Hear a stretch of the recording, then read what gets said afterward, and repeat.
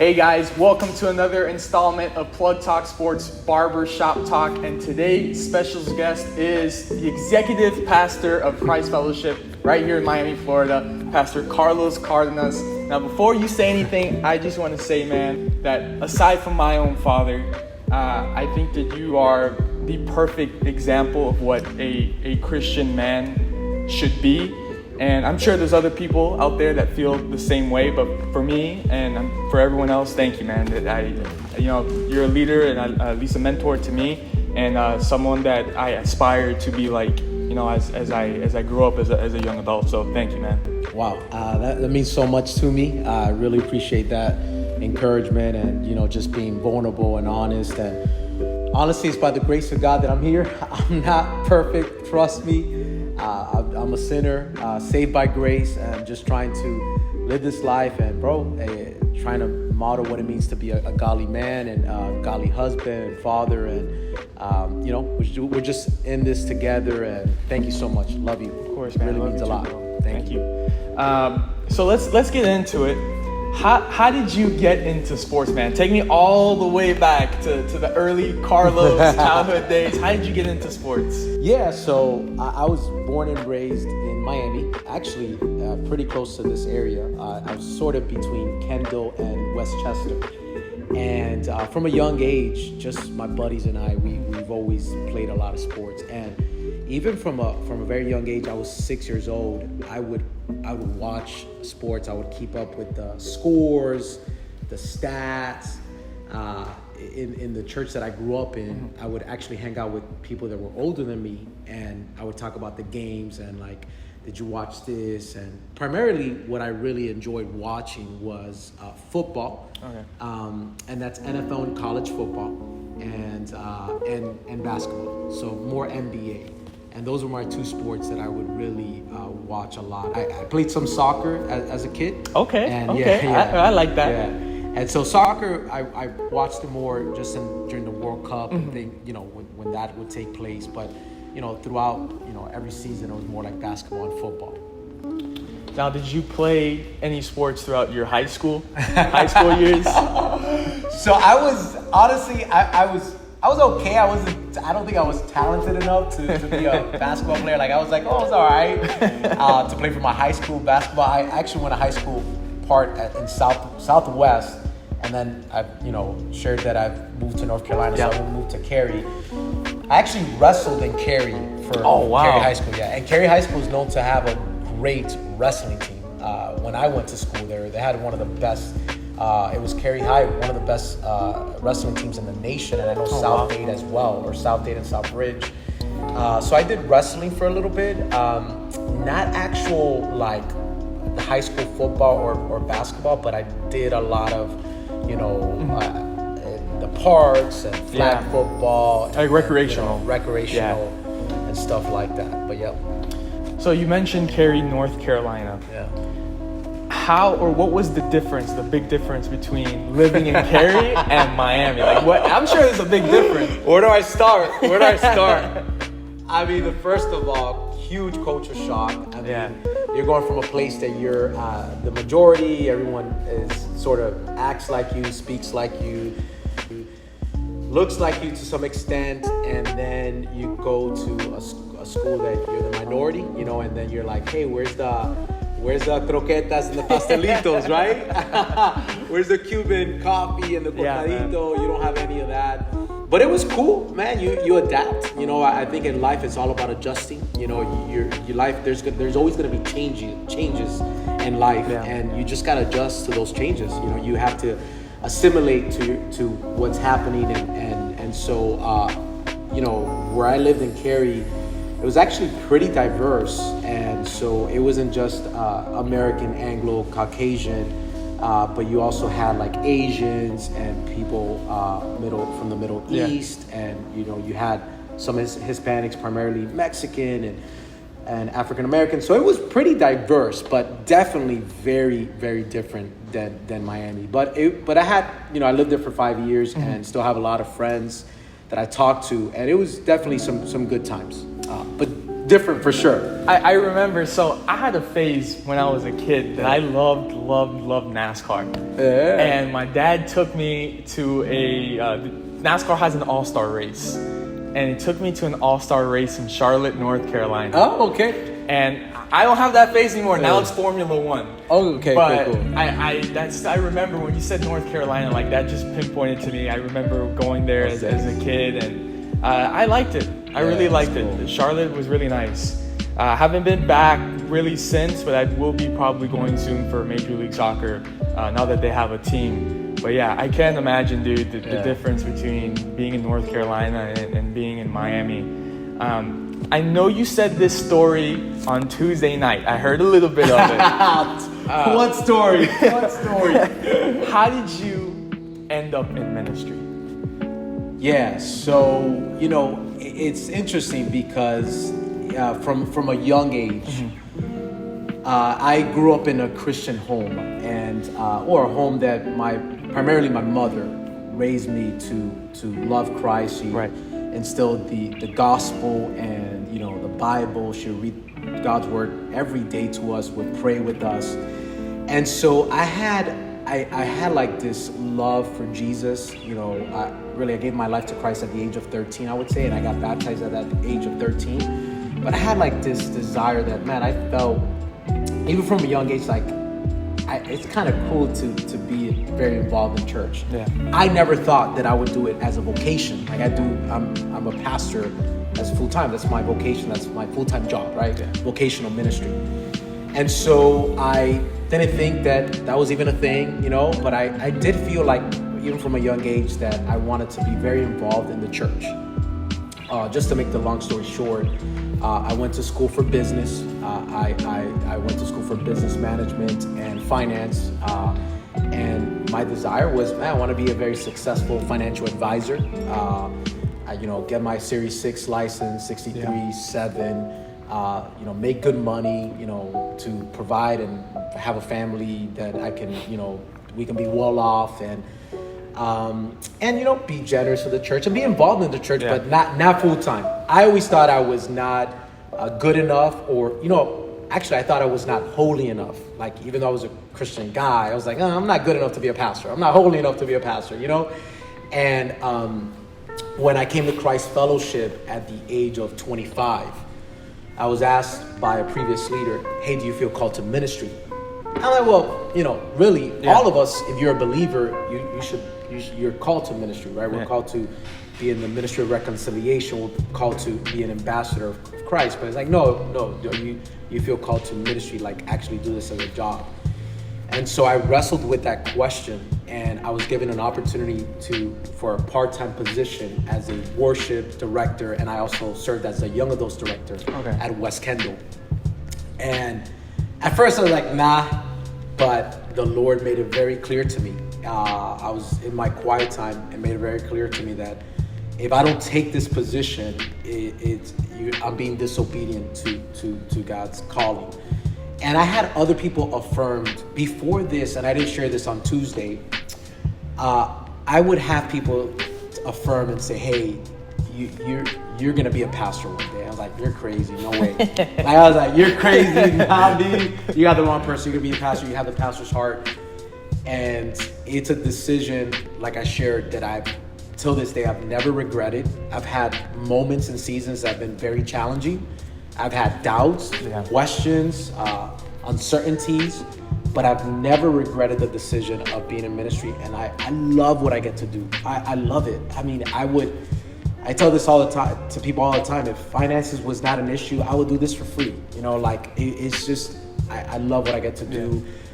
Invest in people, like what you said earlier at the beginning, bro, to hear that, and that God uses a sinner like me to be an example and to be an encouragement and infuse hope and encouragement. I love to speak life into people. It's just amazing. And by the grace of God, I'm here, Hey, we're big fans in the Torres household. Every time we hear Pastor Carlos is preaching, my mom's like, we gotta go. We gotta make sure we're there. We gotta make sure we're there. Just tell my dad, hey, we can't be late. We gotta be there. We gotta be there. Man. Hey, man, and listen, funny. I gotta take you to dinner after this. I promise you guys, he's not paying me. I'll tell you a funny story. Every time, because I got those same Chelsea boots too. Every time, if I wear them to CF on a Sunday, first thing people tell me, like, hey, you shop at Pastor Carlos' closet? And I'm like, come on, man. I'm like, hey, that's a compliment. I'll take that as a compliment. Oh my gosh, I'll take that as a compliment. Yeah, too funny. But backing off of what you were saying, like, maybe I have shared this story with you, but in 2017, because I graduated high school in 2016, and I was starting Miami-Dade College, I struggled a lot with anxiety. And it came to a point where I wasn't eating okay. I was struggling in my classes. I play soccer every week, and it came to a point where I was like, I don't want to play anymore. Like, I'm not having fun playing. And I remember sitting in a classroom at Miami-Dade, and I texted my mom, and I told her, hey, I can't do this anymore. Like, I'm tired of like feeling this way. Like, I know this is not me. This is not my personality. Like, it felt like a constant battle and war every day. So I decided that day, and I took that decision with my mom, with my parents. I was like, I'm going to the hospital. And I went to the hospital, and I told them, what I was feeling, everything that had been going on. And I had to stay the night, and I had to wait for a psychiatrist the next day. Columbus is a place that's it's like a brotherhood. And they tell you that all the time when you go to school there, but I don't think you really feel it and see it until after you graduate. So, I had that in my mind, whatever, and the psychiatrist comes. I was 19 at the time. He comes into the room, and he had spoken to my mom first. And he was like, hey, listen, I don't personally take, patients that they're below 21 years old, but my son goes to Columbus, and for that reason, I'm gonna take you in. Wow. And that was such an emotional moment in my life. And once I got out, I had to start on medication for my anxiety. I was raised in a Christian household, but it was a thing for me where I was like, I gotta get dressed up on a Sunday and go to church. Like, why do I have to go? Like, it was a drag. And after all that happened, my mom told me one day, you should go, whatever. I was like, fine, I'll go. I don't know what happened that day, but I ended up going by myself. And it was at Palmetto Bay. And I told the usher, it was just one person. They sat me in the front. And it was Rick Blackwood who was preaching. Wow. And the talk was about anxiety and depression. And I'm sitting there, and I'm like, anyone know what's coming here today? Yeah, did it tell them? Yeah, it was weird. And from that moment on, I started getting involved because my mom had been pushing young adults to me for a long time. She was like, you should go, you should go, you should go. And I was like, why am I gonna go to a cheesy youth group? Like, why am I gonna do that? And Steph Lanero actually knows my sister, so there was a connection there. And so I finally gave in. I was like, fine, I'll go try it out. So I went, and I liked it. I loved it. Wow, praise God. And I've been going ever since. I've been there now for almost 4 years now. So I've seen it grow. Like, when I first started, it was just literally 10 people. And now it's grown immensely. I'm my own small group leader now, and they got me into CF Kids, which is crazy. I saw you acting. I saw you CF Kids online. Which is crazy. I was like, me acting? I was like, I'm not sure it's gonna work out. You got it. Yeah, good. Man. But I just want to piggyback on what you were saying, like not being involved and stuff like that. It's crazy. Like, from there on out, I got baptized 2 years ago. My sister actually got baptized last weekend.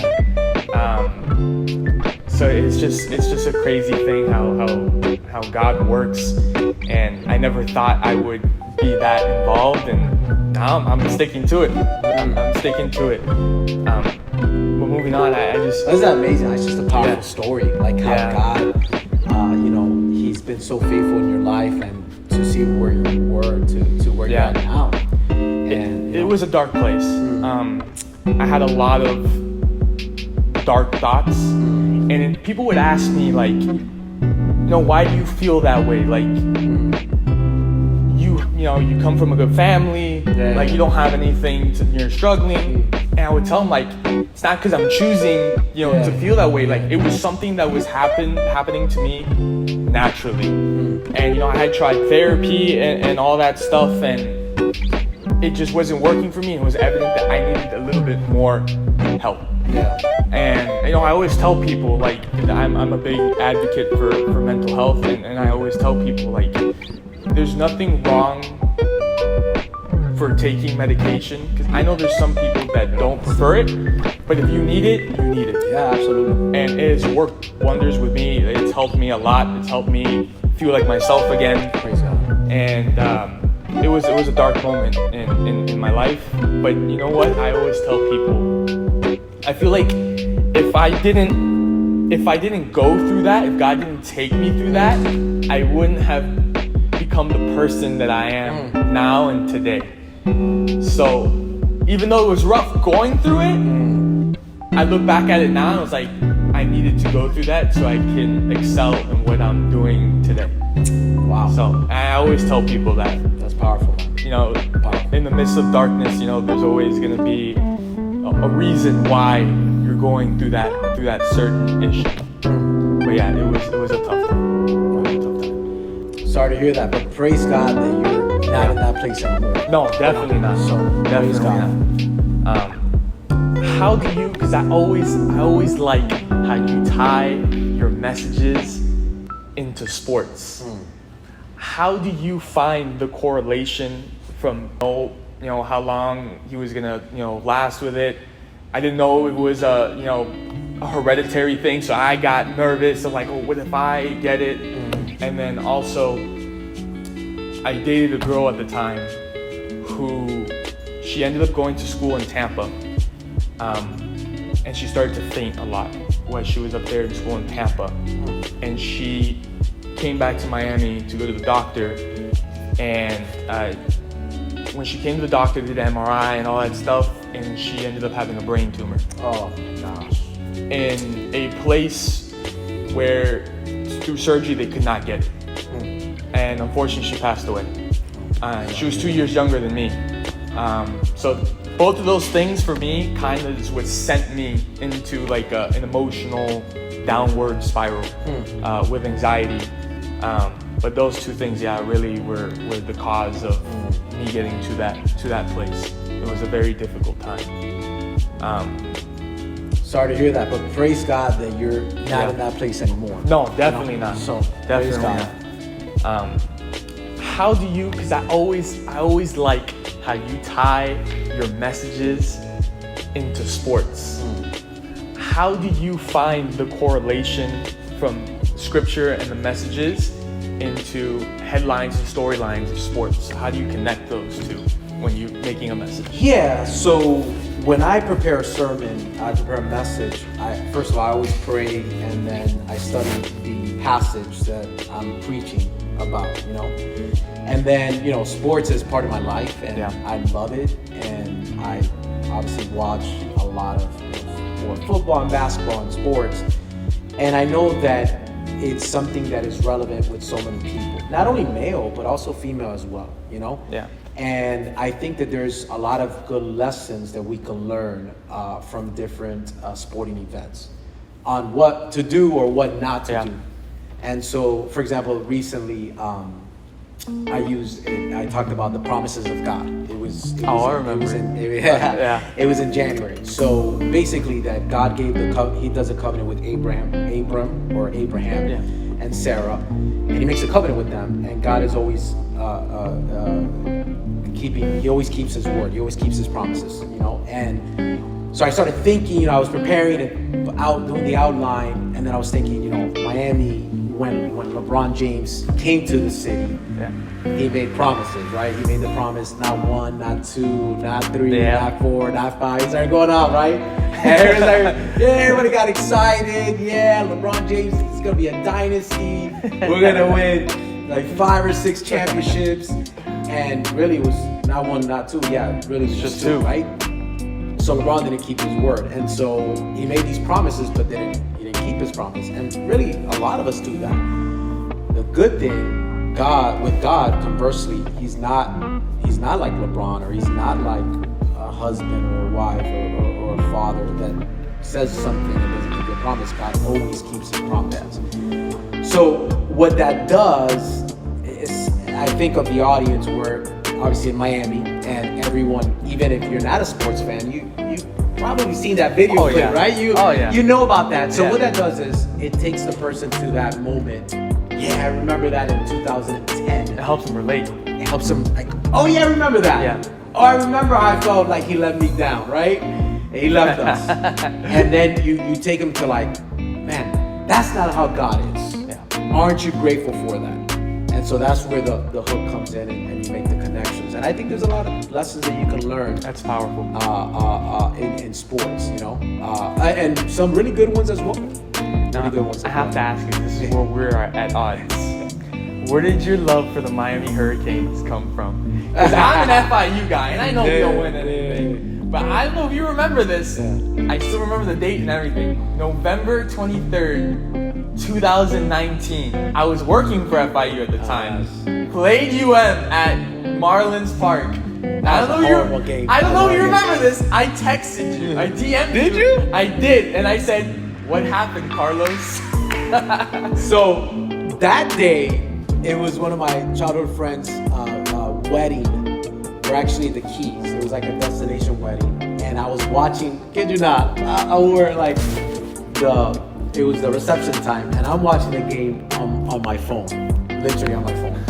Like parts of the game, bits and pieces. And I had to do the prayer moment. And I watched the game and I was like, that was embarrassing. That was embarrassing. That was one of the most embarrassing games. And that was the game that the FIU players were faking the cramps. Yes.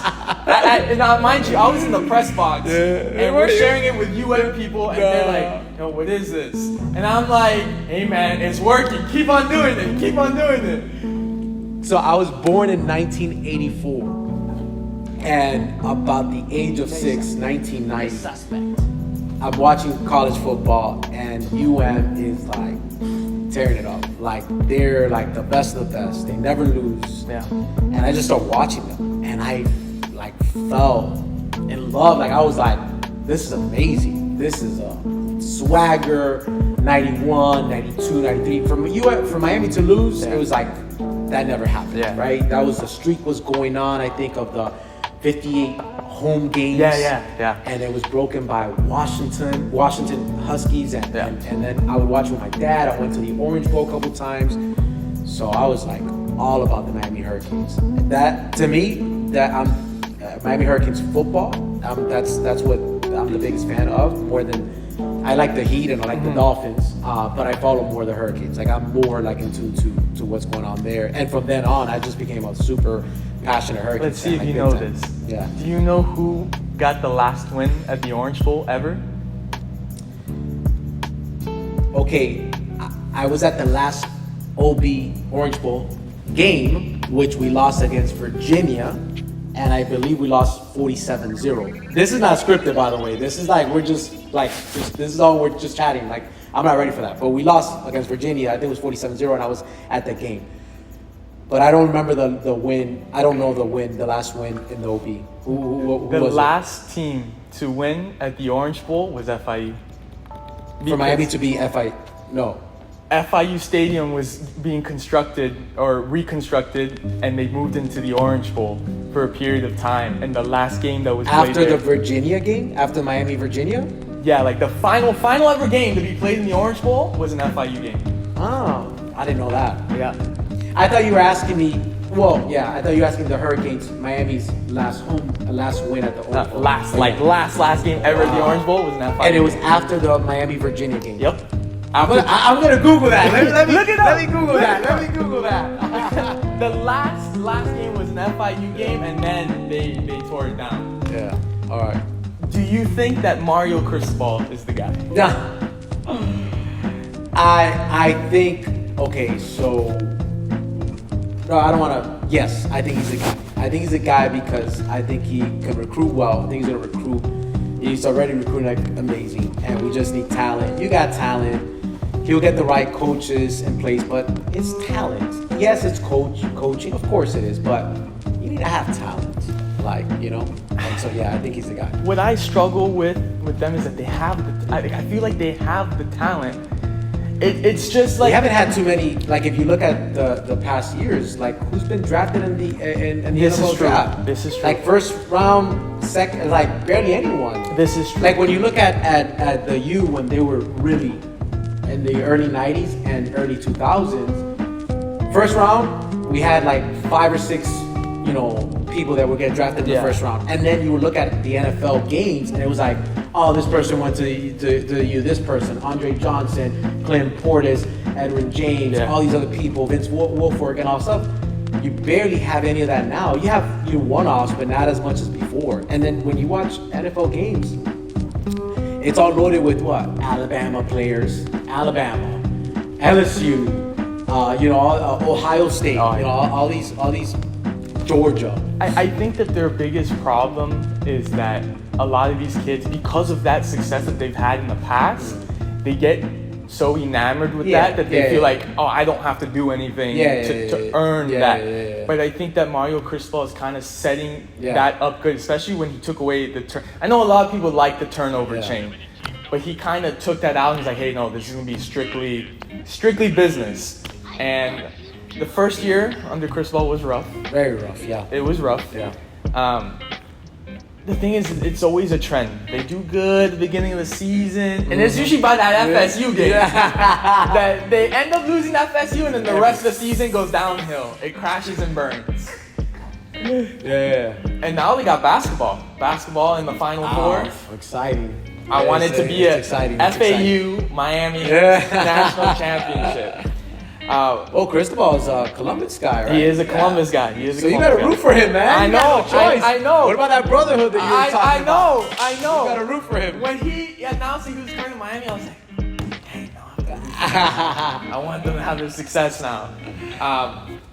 Who would you say is your favorite athlete of all time? Yeah, that's, to me, is easy. Michael Jordan. Michael Jordan? Yeah, absolutely. When I followed the Bulls, you know, in the 90s, 91, 92, 93, I think it was, before 96, 97, 98, and it was Michael Jordan. Yeah. Would you say there is a big difference? I mean, I would say yes, but a big difference between the game back then or the game now? Yeah. Big difference. Yeah, big time. Yeah. I remember my dad always tells me about Phil. But you know what? You gotta like sometimes like younger, older, they get annoying. It's like you gotta appreciate the game now. Like I love the game now. Yeah. Bro.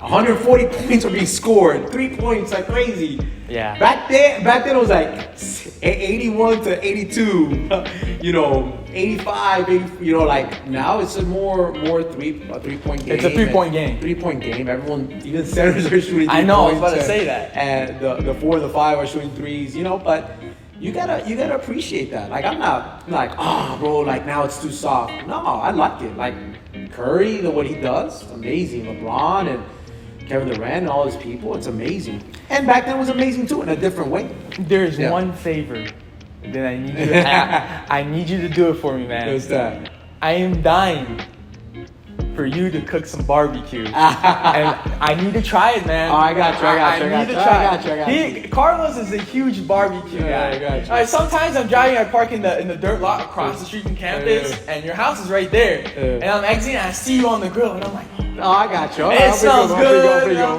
Bring you. I love barbecue. Yeah. Which state has the best barbecue? Oh man, I don't know. I mean, I'm assuming Texas, but I didn't really haven't been to Texas. North Carolina has great barbecue. Yeah. I don't know. I don't know. Like I'm sure probably Texas, but I would say probably North Carolina. I mean, Miami has some spots, but you know. I won't lie to you, Texas barbecue. Yeah. Oh sure. Man. Yeah. Oh man. I mean, I haven't tried. I know everyone says Missouri has really? barbecue. I haven't tried it. I've had obviously Texas, Tennessee. I've had Tennessee, North Carolina, but still I have to go. But it's also the spot that you go to, because I had Yes. Tennessee and Gatlinburg, Atlanta, Georgia. I've had a spot, and when I went to Gatlinburg, Tennessee, this spot is really not really good. And then a spot that I went in Georgia was actually really good in Alpharetta. And then North Carolina has some spots, you know. Going into football now, back into sports, do you think it's time for the Dolphins to move on from Tua? So, I'm not the expert when it comes to NFL. I follow the Dolphins and I follow NFL, but I'm not the expert. I like Tua as a person. I think he's a man of God, man of faith, great guy. You can tell he has good morals, sincere. From what I've seen, he's not the future. He's not the future because I don't think you can build a championship team around a guy like Tua. Yeah. And after what's happened last season with the concussion, it's sad, you know.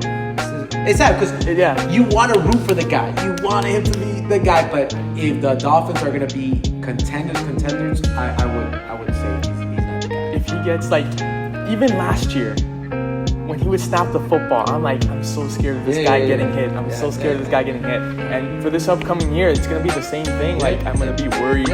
He's one concussion away from being, hey, this is done. Can't play anymore. They just added Jalen Ramsey. Do you think that makes them now contenders to win the AFC East? I still think the Bills have an edge. The quarterback position is so important, and I don't think, just because you added D-back, I don't, still. I agree with you. I think it would be better, but, Okay, so we're gonna go into some rapid fire questions. Let's do it. This is my favorite part, man, because there's a question in there that's gonna put you on the hot seat. Oh my gosh. So I think you kind of answered this one already, but Michael Jordan or LeBron James? Oh, Michael Jordan. I do respect LeBron. LeBron is a freak of an athlete. Yeah. Overall, a beast. Amazing. Yeah, okay. Michael Jordan. I know you watched the World Cup. So, Messi or Ronaldo? I mean, based on the World Cup, Messi. Ronaldo has some more swag, but Messi. I think Messi. Yeah, Messi. I'm a Ronaldo guy. Oh man, I can tell, bro. I can tell. That hurts me. Okay, this is gonna put you in the hot. The next two questions gonna put you in the hot seat. Palmetto Bay or West Kendall? Oh boy. Campus or areas community? Campus. Oh my gosh, both. No, you have to pick one, Cardenas. No, I can't. Both. Palmetto Bay, West Kendall. Both of them. They're both my campus. This one's another hot seat question. Who is your favorite CF Kids character? Man, you trying to get me in trouble. Gabby. She's okay. She's gonna love that. She's amazing.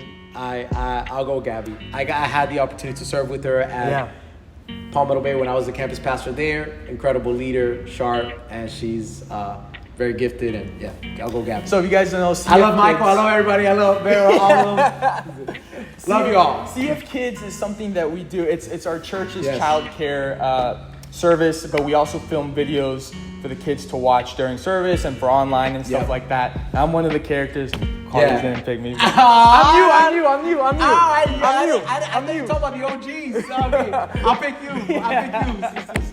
But that's funny that you said Gabby because when we were recording today, and when she was leaving, I told her, I'm like, hey, look at this question when I asked Pastor Carlos, and she was like, I want to see who he picks.